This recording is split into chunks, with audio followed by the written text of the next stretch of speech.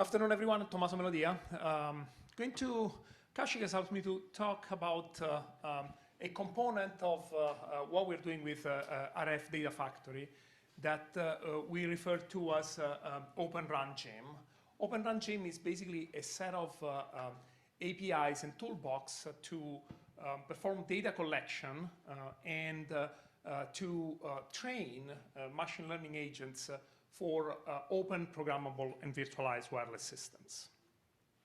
Now, I guess most of us know what is happening in the world of wireless with the evolution from traditional black box base stations where all the functionalities are baked into the hardware fabric, and the evolution to a world where networks, cellular networks and radio access networks are open, programmable, and virtualized, and where the functionalities were traditionally implemented in the black box base station are moving to various disaggregated entities that are referred to as the radio unit or RU, distributed unit or DU, and centralized unit or CU. And these different disaggregated components can, except for the RU that obviously has a hardware component, can be implemented as virtualized containers in the cloud or at the edge of the network.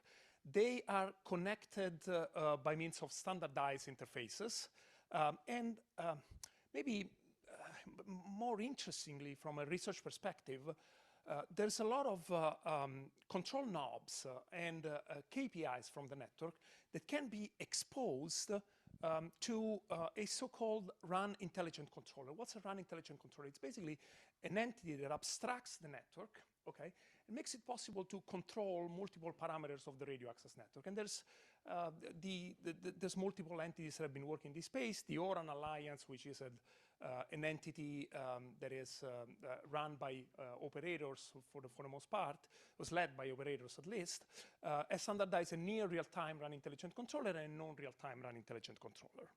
Why is this relevant from the perspective of what we're discussing here? Well, in the reference architecture of ORAN, there's, as I said, the open and standardized interfaces, this idea of disaggregating the RAN. The idea also of introducing multiple components that are based on open source software. And there's this RAN intelligent controller through which we can programmatically control the network end-to-end from the lower layer functionalities up to functionalities like slicing, etc. And we can do that in a data-driven fashion based on machine learning agents that need to be trained based on data that we need to be able to collect from the network. This chart here shows, in an ORAN context, some of the control loops that can be implemented to control a cellular network end-to-end. And they differ significantly in terms of the scale, the number of devices that are involved, the level of input data that you need to develop the agents, the time scale over which they operate. Some of them operate at time scales that are basically real-time, order of milliseconds. Some of them have non-real-time time scales in the order of seconds. Some of these control loops are have already been defined by ORAN. For example, for controlling things like slicing or load balancing, handovers, medium access management, etc. Some of them are not currently supported by ORAN for controlling specifically lower level functionalities that require access in real time for decision making to IQ samples or things that are not available through the near real-time RIC or the non-real-time RIC.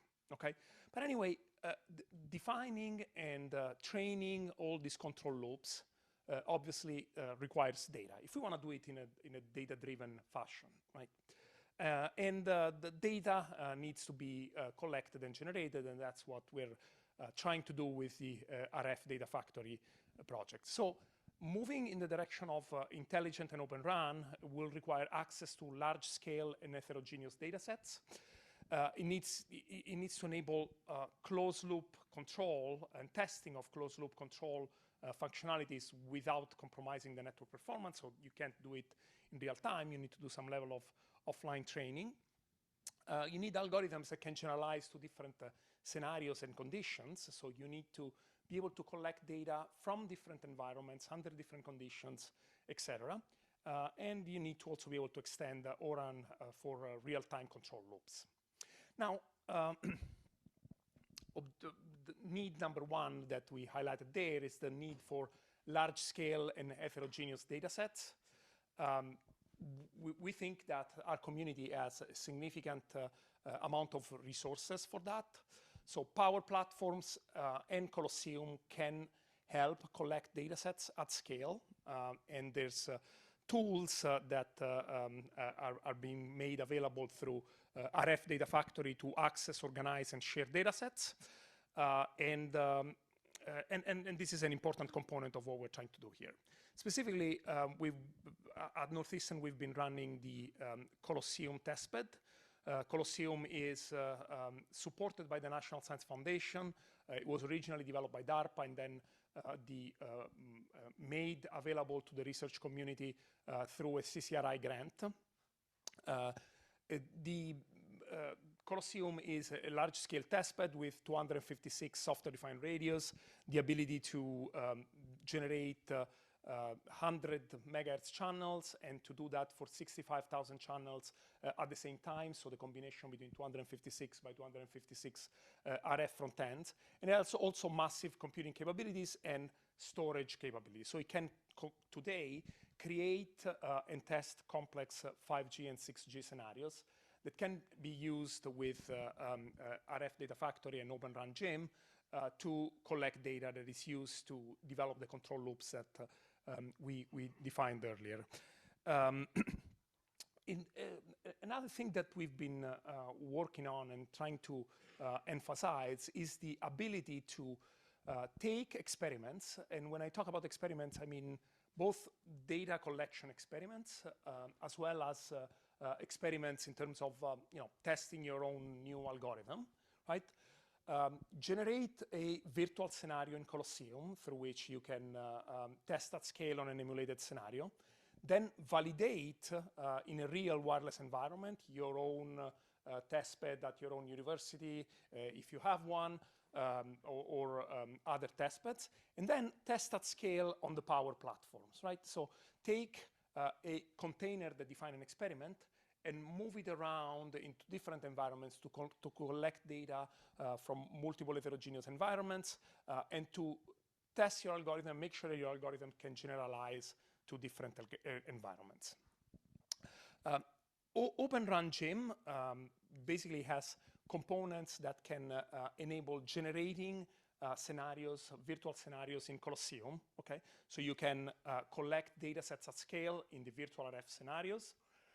Then it has components to design your machine learning algorithms for the OpenRAN. So it has a number of components that have been made available, basically basic DRL agents, as well as APIs made available through the RAN Intelligent Controller and things like that, through which you can take the data generated in Colosseum and train your favorite algorithm.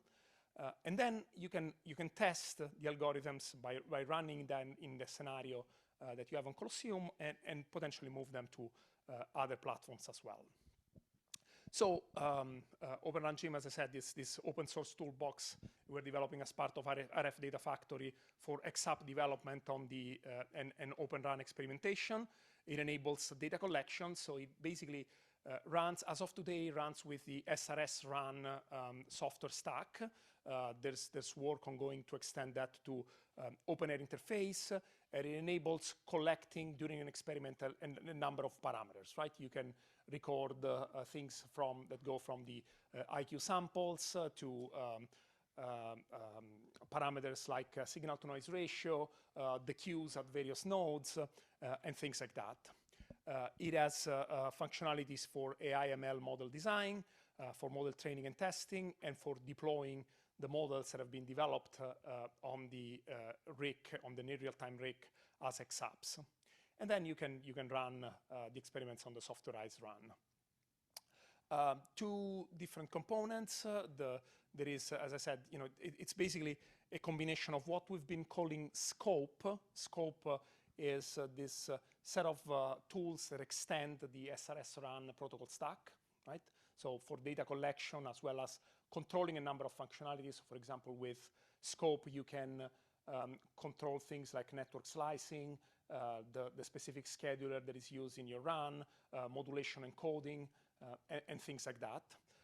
And the second component is what we call the ColO-RAN near real-time RIC, which is a containerized implementation based on the near real-time RIC from the ORAN software community that can be run in Colosseum and interface with scope to collect the data. So as of today, the idea is in Colosseum and in the future, once this is integrated with the other power platforms, you can define a scenario, define a certain environment, run some data collection experiments in which you interact with the SRS-RAN protocol stack at all layers of the protocol stack to record the parameters that you need from an experiment. Again, it can be from recording the IQ samples to recording higher level parameters, depending on what you need for your decision making, right?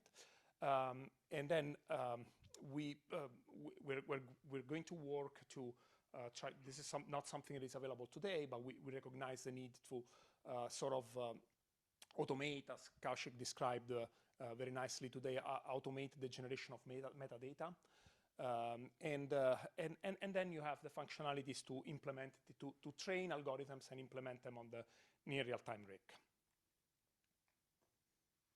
Okay, this is just a little more detail on the ColO-RAN XApp, what it does, what is the...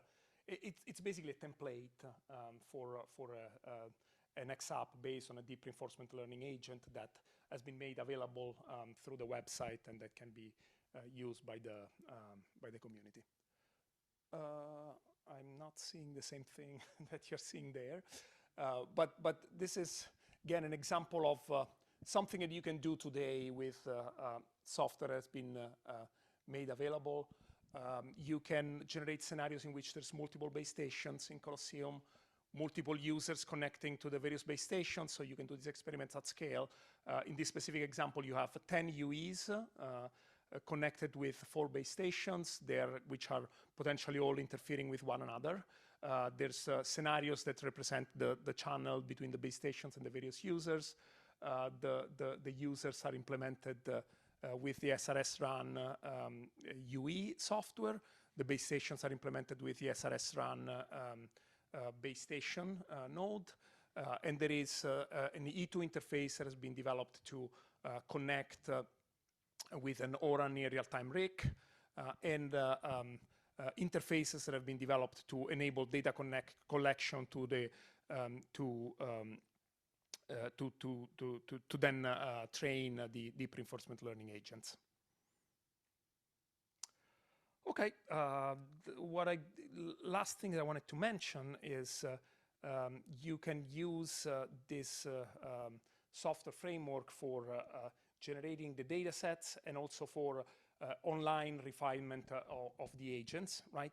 So you can, for example, what you're seeing here is this is an agent that has been tested in an experiment in Colosseum with OpenRAN gym, and it's been trained with a certain level of traffic. So what you see is the regularization loss of the training of the agent.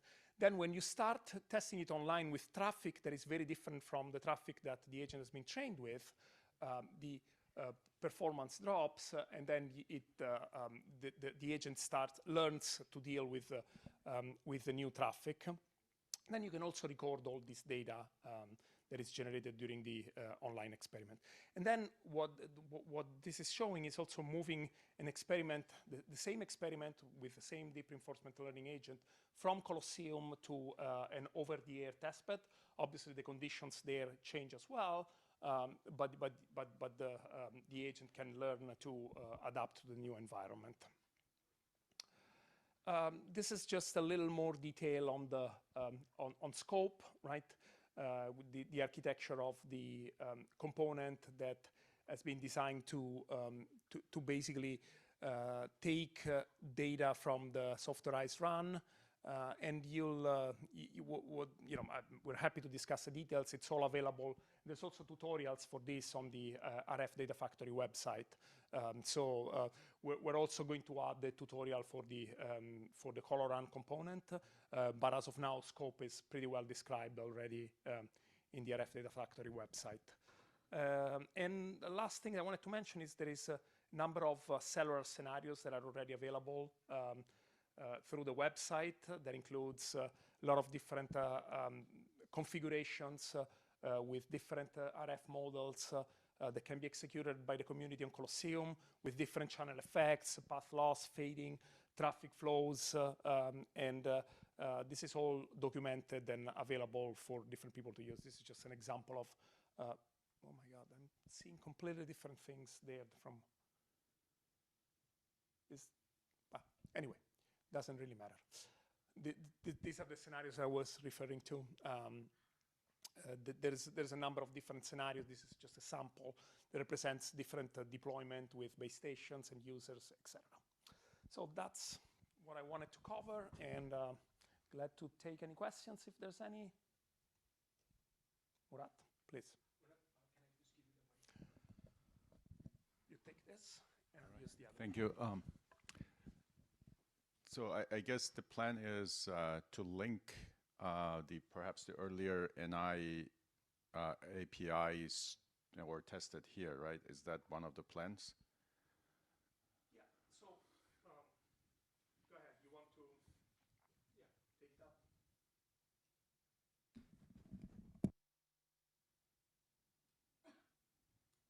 Yeah.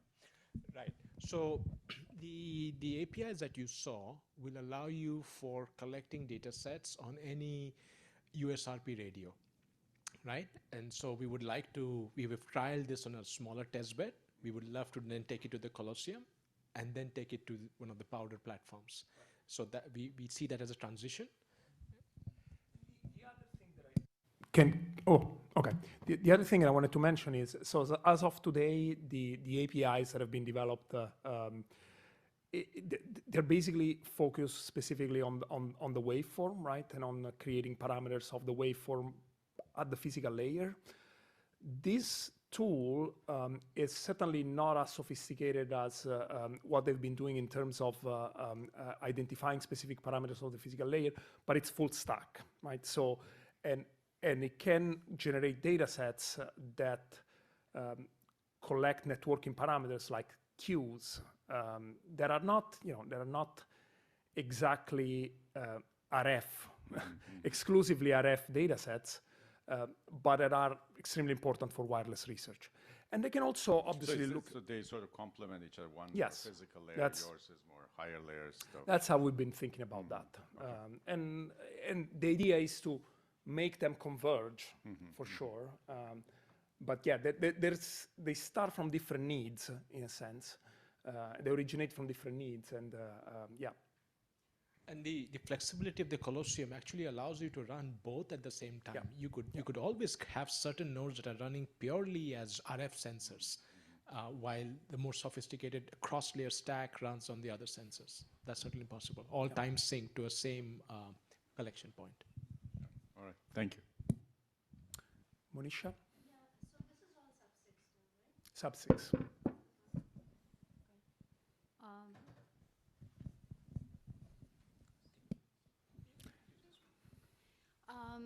Sub-6. And are you able, and it's all still 4G at this point? It's, depends. OpenRAN interface is 5G, but it's a little less stable in terms of number of nodes that you can do. SRS-RAN has just basically released some more advanced 5G features. So it's somewhere in between 4G and 5G, I would say. But the evolution is towards 5G. Yeah, 5G for sure. Yeah. And how do you get in things like, or can you get in things like massive MIMO, beamforming, and all of that into this? Yeah, that's a very good question. So I'll separate beamforming from massive MIMO in a sense. beamforming is certainly something that can be done today in Colosseum. We have one quadrant in Colosseum that is where the nodes are fully synchronized, and another 3 quadrants where the nodes are not synchronized. And you can, but you can run experiments in which you use multiple antennas from different radios in a coordinated fashion. I believe Kaushik also had a paper at some point on some beamforming related work, so on Colosseum. So it can be done. It's not trivial. It requires, there's a learning curve for sure, but it's doable. Now, massive MIMO, I would say technically you can pull antennas from different radios and have them controlled through a single piece of software that streams the digital samples to various radios, but it's going to be very hard. So nobody has ever done that. Again, in principle, doable because the radios are synchronized, but in practice, it may be very challenging to do that. So thank you, Tommaso. Maybe